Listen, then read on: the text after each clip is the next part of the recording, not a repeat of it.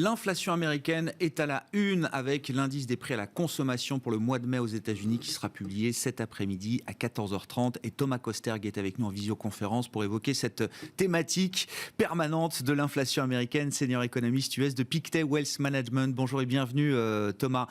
On attend un gros chiffre évidemment pour le mois de mai. Ce serait peut-être même d'ailleurs, selon les économistes, le pic de ce choc d'inflation lié à la reprise américaine et aux effets de base. Et justement, c'est toute la question du mois de mai, Thomas. Est-ce que c'est toujours et avant tout une histoire d'effet de base d'une année sur l'autre et de prix de marché spécifiques? On avait beaucoup parlé du prix des voitures d'occasion à l'occasion de l'inflation publiée pour le mois d'avril aux États-Unis, le prix du transport aérien également qui avait beaucoup progressé. Est-ce qu'on est toujours sur des histoires spécifiques ou est-ce que ce phénomène inflation commence à prendre un peu plus d'ampleur?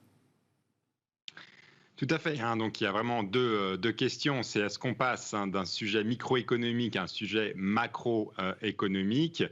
Et le deuxième sujet, et d'ailleurs on n'aura pas la réponse aujourd'hui pour ce deuxième sujet, c'est quid du contexte, est-ce qu'on est dans un nouveau contexte inflationniste. Et pour aborder ce deuxième sujet, le contexte inflationniste, il faut noter qu'il y a des tensions de plus en plus importantes sur le marché de l'emploi. On a un marché de l'emploi américain qui est tout d'un coup beaucoup plus tendu qu'avant, avec des augmentations de salaire qui deviennent conséquentes, qui moi personnellement m'ont surpris, puisqu'elles sont assez fortes, en particulier dans le secteur des services, mais elles sont globalement assez généralisées. Le deuxième aspect, c'est aussi sur les anticipations d'inflation. On était dans un monde où les anticipations d'inflation étaient assez basses, mais on voit un peu de mouvement, avec du mouvement à la hausse d'ailleurs, sur ces anticipations d'inflation. Donc c'est deux éléments qu'il faudra surveiller.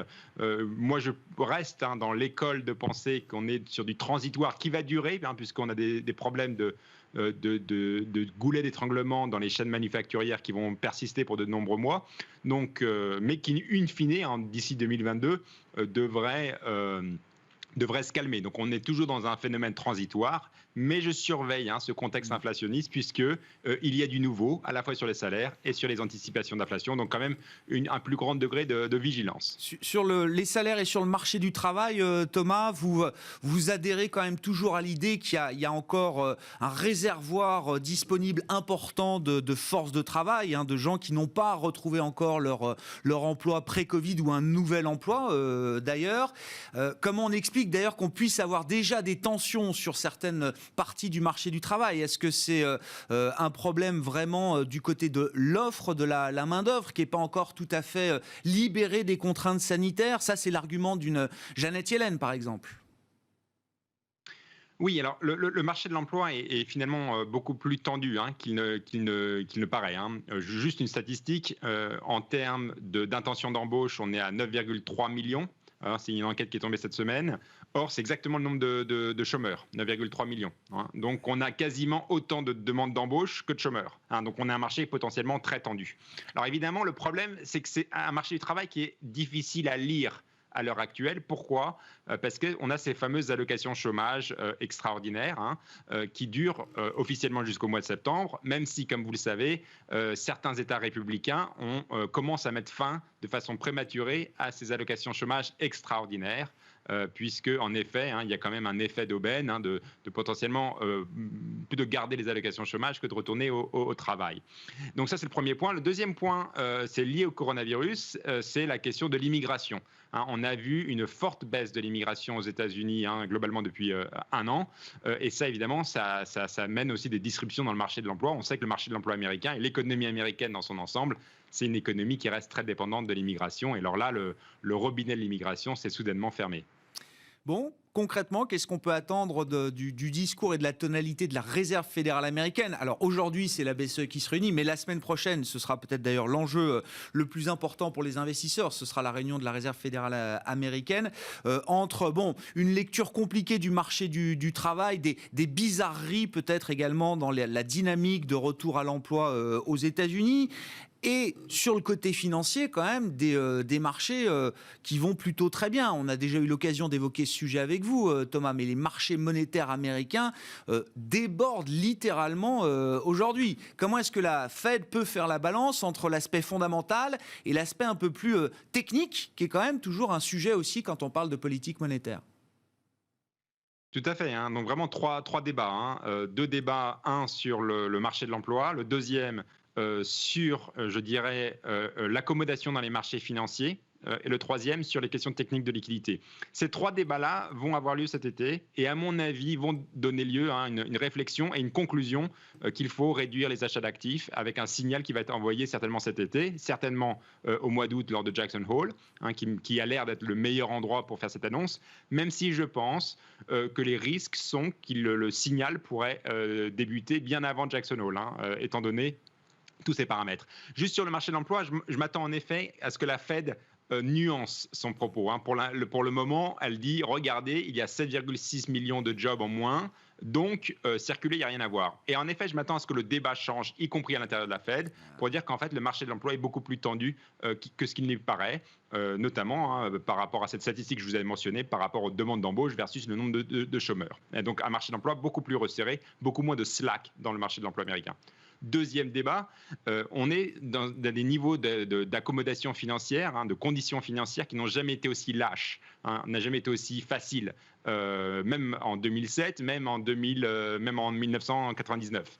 Donc, il y a vraiment une vraie question. Est-ce que c'est bon pour l'économie, bon pour les marchés financiers, bon pour le niveau de discipline qu'on nécessite quand même dans un marché financier d'avoir de l'argent si facile, si bon marché et si abondant? C'est une vraie question, hein, parce qu'il y a quand même la Fed garde quand même une casquette de gardien du temple, hein, si vous voulez, du marché financier et de sa santé. Or là, on peut se demander si on n'en va pas un peu trop loin en termes donc d'aisance, hein, des conditions financières. Je rappelle, hein, par exemple, ne serait-ce que les spreads de crédit, on est sur des très très bas niveaux. Voilà, il y a quand même une question de resserrer les conditions financières dans son ensemble. Et le troisième point, c'est en effet, il y a trop de liquidités monétaires. Et la Fed, elle actuellement fait un jeu de passe-passe puisqu'elle fait un QI très abondant, mais de l'autre côté, elle fait des opérations de reverse repo pour retirer la liquidité. Et donc, en effet, la vraie question, c'est est-ce que ça ne ferait pas plus de sens de tout simplement arrêter d'abonder de autant de liquidités dans le marché. Ah oui, intéressant quand même. 3 points clés du débat sur lesquels la Fed peut être amenée à faire évoluer son discours. On suivra ça évidemment la semaine prochaine. Encore une fois, hein, ce sera un grand rendez-vous avant l'été pour les investisseurs. Une fois qu'on a dit tout ça, Thomas, comment vous expliquez que le 10 ans américain soit revenu à 1,50 et même moins de 1,50% au cours des dernières heures, sachant qu'on avait atteint un pic à 1,79 fin mars. Est-ce que les taux longs sont là où on les attend ou est-ce que non, c'est quand même une surprise? Oui, alors sur les taux longs, comme vous le savez, ils peuvent être décomposés en taux d'anticipation d'inflation et les fameux taux réels. Moi, ma surprise reste que les taux réels sont toujours aussi bas. Et à mon avis, ils ne sont pas, porté par les fondamentaux macroéconomiques. On a quand même des révisions à la hausse des perspectives de croissance à moyen terme, y compris de cette année, mais aussi des prévisions de croissance à long terme, hein, qui montent parce qu'on pense qu'il y aura plus de façon permanente et persistante, plus de dépenses budgétaires de la part du gouvernement Biden, notamment. Donc tout ça, c'est un peu bizarre par rapport à la baisse continue et le niveau des taux réels qui est très très bas. Donc il y a un peu une bizarrerie là. Je mettrais le mouvement dans le marché obligataire américain sur le compte surtout des facteurs techniques, hein, il y en a deux. Premièrement, le marché était short taux, hein, voilà, notamment parce qu'il y a c'est vrai qu'il y avait cette narrative, hein, d'inflation qui monte. Donc le marché était très short taux. Hein. Deuxième point, une question d'offre et de demande, hein, d'obligations dans le marché, puisque je le rappelle, hein, le Trésor américain est dans un processus, en fait, il est en train de tirer sur son compte en banque à la Fed, et donc il y a moins d'émissions obligataires. Donc il y a vraiment un problème de papier, hein. Il n'y a pas assez de papier pour toute la demande, mais je pense que cette raréfaction du papier est temporaire et un peu artificielle. Hein. Donc je pense aussi que le market clearing price, si vous voulez, des bons du Trésor américain n'est pas exactement celui qu'on voit à l'heure actuelle. Il faudra attendre encore une fois le mois de juillet-août, une fois que le Trésor aura arrêté de tirer son compte en banque à la Fed pour y voir un peu plus clair. Merci beaucoup Thomas, merci pour vos remarques et vos analyses du jour sur la situation américaine, l'inflation, la réserve fédérale américaine qui sont les grands enjeux de la journée et de la semaine suivante. Pour les investisseurs, Thomas Kosterg avec nous en visioconférence depuis Genève, économiste senior en charge de suivre les États-Unis chez Pictet Wealth Management.